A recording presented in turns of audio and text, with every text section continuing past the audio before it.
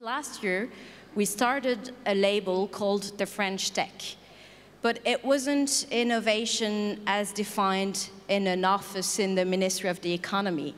It was simply telling entrepreneurs, you have to know each other, you have to work together, big groups with smaller companies, with research institutes, with local representatives, administrations, in order to create an ecosystem. Politicians never addressed before entrepreneurs and startups to tell them you're important to us. And all of a sudden, these people felt proud. We put, with central government, local government, European money and private money, probably about £2 billion into broadband infrastructure outside of cities. Before we came into government, everyone in the industry was telling me that too many kids were going to school learning how to use applications, but not how to build applications.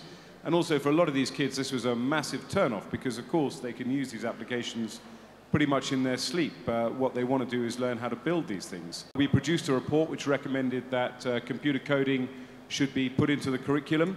Every one of my colleagues in government completely ignored this report. And then Eric Schmidt from Google gave a lecture where he said, what are you guys doing? Why don't you have coding in the curriculum? The whole technology agenda is going to change the way we educate our children and young people, and indeed adults. The barriers between businesses and education have to come down and become much more porous. Businesses have to see themselves as partly universities and partly as schools, and schools themselves have to be open to the skills of business people, because this technology is changing so fast. The atmosphere for digitalization, the atmosphere for infrastructure investments, the environment to invest as a big company into infrastructure has improved. There's much more understanding from political leaders with regard to what it takes to have a level playing field with the other ecosystems which are existing in the world from a European standpoint. The industry, and even Deutsche Telekom, isn't that great in inventing new business models. We have raised the biggest private fund for VC capital in Europe from a corporate perspective, which is 500 billion. We do not own the company. We only own 49% of that company.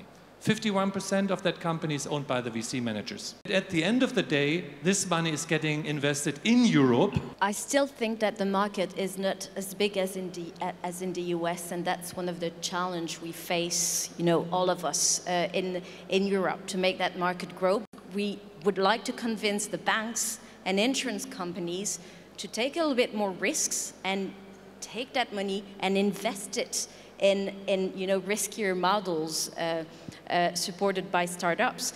The problem we have, I see at the moment in France, is not so much in the seed or even in the development. It's when really the company starts growing and needs to invest again to address foreign markets. We have a big problem here. Is Facebook a communication service, yes or no? It does SMS with WhatsApp. It is doing now even voice calls. I'm not blaming Facebook, don't take me wrong, guys. But what I'm blaming is that at the regulator, nor in our German regulatory, nor in the European, these guys are even quoted or registered at telecommunication service. We have a Fernmeldegeheimnis here in Germany, we have a data protection law on the German level, and we have even a European environment, which is, by the way, not consistent. They're not participating at all at the huge infrastructure costs which we have for bandwidth in the respective markets. Do I blame these guys in the valley for that one? Definitely not. But what I'm criticizing, Klaus, is that none of us is able to compete with these guys in the same level playing field. What is important is to find a compromise between protecting data, and yes, we have a different tradition in Europe. Data, personal data I'm talking about, are more protected for historic reasons, and we're in Germany, you know all too well about it, than in the rest of the world, and we do not want to change that. But then we have to ensure that the legal environment favors innovation. It's working pretty well in Europe because I'm just back from the US. Here, using my phone or using the internet, it costs me 3 times cheaper and it goes 3 times faster.